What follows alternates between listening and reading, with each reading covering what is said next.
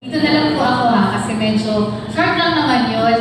Yung isa pong naging activity namin doon, maganda na gagawin din po natin siya ngayon dito sa gathering natin. Nagpapasalamat po ako, naging bahagi po ako nung delegation na sinama nila sister doon sa Baguio para dito sa biblical workshop, National Biblical Workshop, di ba? Isa yung unang ko natutunan po doon, sino po dito yung mga Ilocano? Meron ba mga Ilocano? Naku, baka kasi mali yung pagkasabi ko. Yung theme po nung workshop is Katimpuyog Tayo Tisao. Tama po ba ako? Ayan, ang galing po. Diba? Yun po yung natutunan ko. Katimpuyog Tayo Tisao. Ang meaning niya po is yung very, I think, yung ano to ngayon matunog sa mga young people. Collab, di ba? Collab with love in the spirit of synodality. So, narinig natin palagi yun, synodality, di ba? Synodality sa parokya, tayo sa vicariate, archdiocese, at kahit sa pamilya, synodality, di ba? Yan ngayon yung, hindi lang siya yung bastang pagsasama-sama, kundi synodality, magkakasama tayo dun sa ating paglalakbay. Di ba? So, and yung synodality po na iyon, experience din namin talaga siya. Dahil nga po, marami kaming nakasama na galing sa iba't ibang bahagi ng Pilipinas. At very striking po yung kanya-kanyang mga stories, di ba? Yung mga, na-mention nga ni sister, yung meron kami po itong misa every night. Tapos po yung misa nasa dialect nila. Tapos minsan po yung kanta nasa dialect nila, hindi ko po naiintindihan pero nakakaiyak. Kasi po di ba natatouch kayo dun sa, parang medyo nagigets mo yung sinasabi niya pero yung melody, yung ginawa nila, very their own, ganon. So, nakaka-touch na very, yung ginagawa nilang actions, yung morning prayer namin, yung sa mga Bicolano po, meron dito mga Bicolano, yung sa ina, yan, yung panalangin sa Peña Francia, di ba yung mga ganon. Tapos, meron pong time, ito share ko lang, na meron kami city tour. Hindi lahat sumama, pero kung gusto mo sumama, magsa-sign up ka. Kasi ito na po yung araw ng pag-alis. Tapos nasa van number 2 ako. Ako po yung Manila, kasama ko mga Cebu, Butuan, Davao, parang synodality pa rin, di ba kasi iba't ibang bahagi sila. Pagdating ko dun sa van namin, sabi, saan ka Manila? Manila po, di ba gano'n? Tapos, ay Manila ka, baka hindi ka dito, doon ka yata, hindi ka namin kasama. Parang, alo, synodality nga, ayaw niyo ako isama. Pero nagkataon po kasi nung nagpaparegister ako, kasabay ko yung isang father na galing ng Cebu. So akala nila siguro grupo ako ng Cebu. Pero di ba, syempre si Manila, parang ang Manila po. Di ba, yung, alam mo naman tayo sa Manila, di ba mayabang? Joke lang po. Pero syempre di ba proud kasi tayo from the Archdiocese of Manila. Manila girl. Pero ang dami ko po ding natutunan. Synodality talaga kasi nag-sharing kami sa van ng mga practices nila. Akala niyo, sabi nga ni sister, di ba? Yung mga, di ba yung mga from Mindanao? Meron po dun from Marawi. Tapos, sinashare nila yung practices nila. Yun nga, di ba yung mga tayo, blessed tayo eh. Di ba pag meron kang hindi magawa lang ng konti. Father, ikaw na pumunta doon, kausapin mo yun kasi hindi niya ako mag-gets. Di ba yung mga ganun? Pero doon po, sa laigo, tayo pong mga apostoles yung pupunta doon sa mga tao para tumulong at magpaliwanag. Frontliners, ang mga laigo, mga Bible apostles. Sana po maging challenge sa atin. Challenge ka sa akin yun eh, kasi sabi ni Bishop Bart, meron susunod, di ba 2028, meron siyang mission na iniatang. Sabi niya, wala sa inyong mamamatay. Okay? Kasi may 2028 pa. Ayun, so incentive po sa akin yun. Bawal po na mamatay hanggang 2020 kasi may mission pa tayo. Okay? So tayo din po, meron pa tayong mga mission. At isa po sa pagpaplan ng pagpe-prepare sa ating mga mission is yung isang activity na ginawa po namin doon. Baka narinig nyo na rin yung Conversations in the Spirit. Sino dito mga ma-attend ng magpas, di ba? Ginawa na natin to one time eh. Dito din sa San Carlos, na Conversations in the Spirit. Isa po siyang method ng synodality na ipinapaalala sa atin na ano yung hindi ko dun kanina na it's a prayerful method of communal synodality.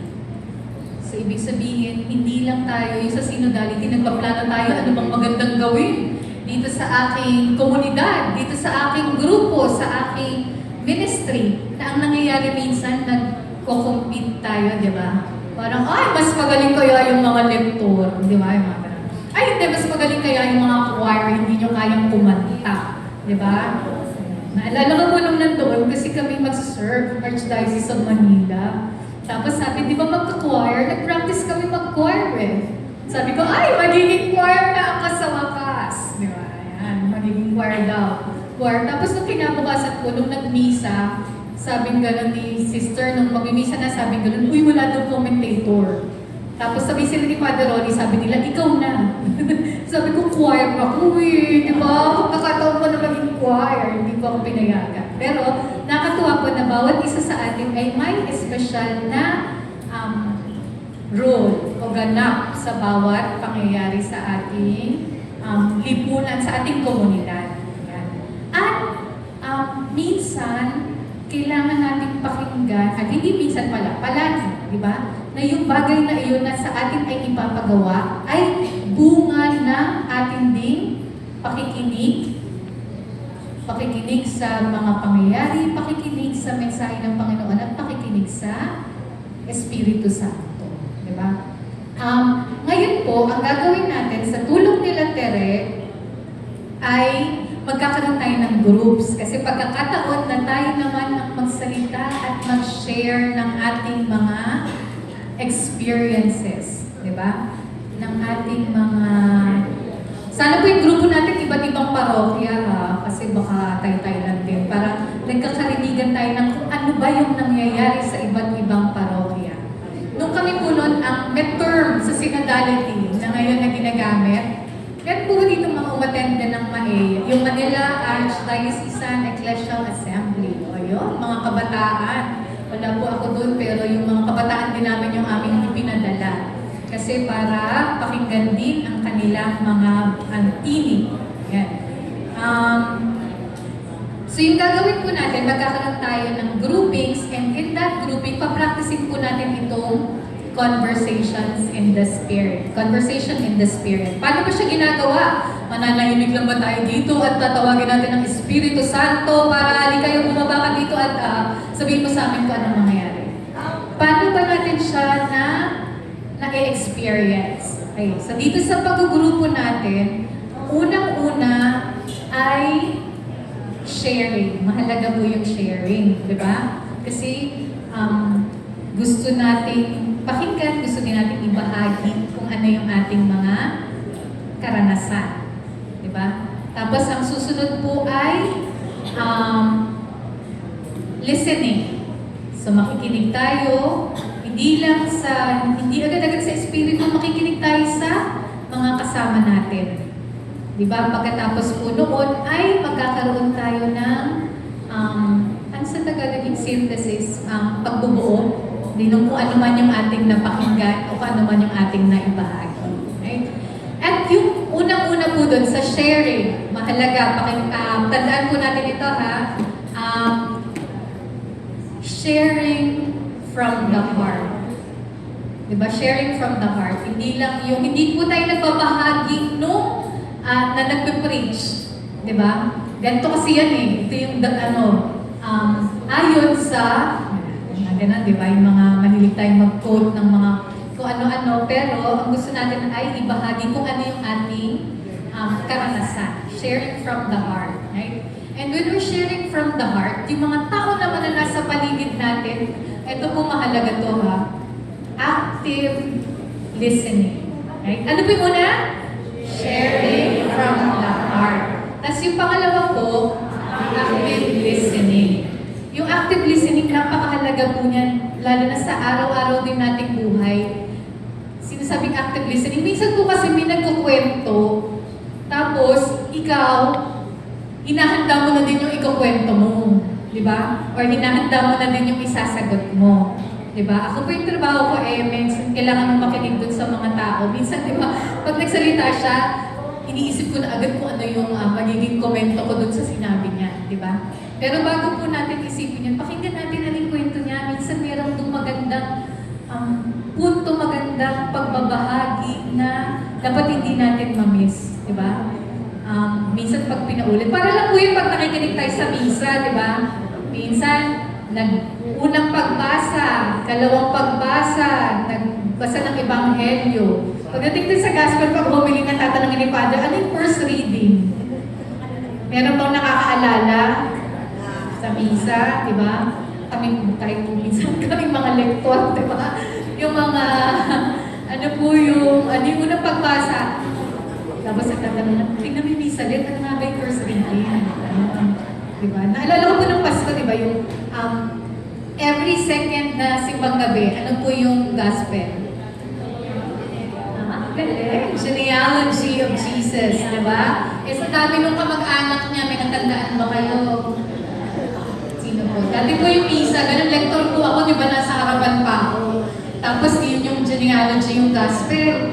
Tapos nagtanong si Father Lito Villegas ko yata yung pari sa inyo, meron bang galing dun sa parokya niya. Sabi niya, anong natandaan niyo? Bibo ako, sumagot pa ako, si David. Sabi niya, very good. Sabi niya, syempre yung nasa dulo yun na lang yung natandaan mo, di ba? Pero yun nga po, active listening, pakinggan natin yung kwento ng iba at siguradong meron tayo makukuha doon at matatandaan sa kanilang mga ibinahagi. So, active listening. At yung pangatlo po ay, maganda to. Huwag kang, isang portion to dati ng isang to, noontime show. Huwag judgmental. Diba? Makinig lang huwag judgmental kasi baka mamaya, kaya siguro ganyan yan. Siguro sa parokya nila, ang yakap niya. Ito yung mga siguro, mamaro yan dun sa kanilang sa kanilang ministry, di ba? O kaya, tingin ko, ito yung numero 1. Sabi ni sister, ano yung bagong ministry? Chismos. Ministry of Marites Community. Yan po yung mga bagong ministry ngayon sa simbahan. Kasi nga, di ba, hindi naman tayo nagchichismisan sa simbahan. Diba? Ito po ay sharing.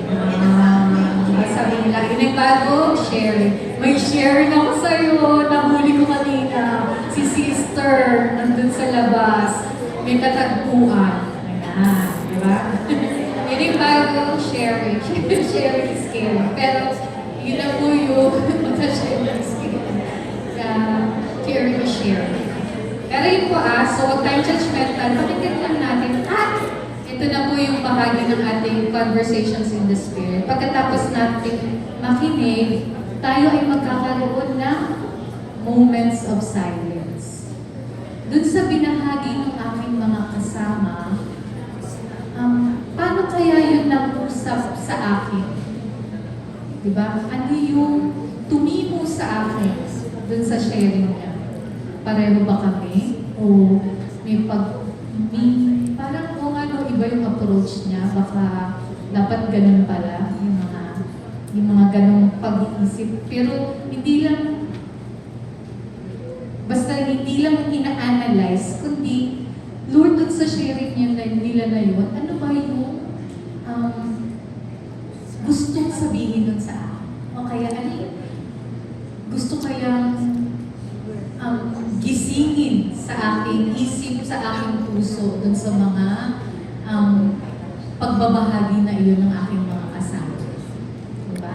At pagkatapos po tayo doon, sama-sama naman tayo na dun sa grupo natin, mag-isip tayo na dito sa mga ibinahagi niyo na ito, ano kaya yung magandang gawin natin bilang grupo? Ano yung magiging tapak at tindig at yung vision natin dito sa mga gagawin na ito. Diba? Hindi natin po gagawin siya na very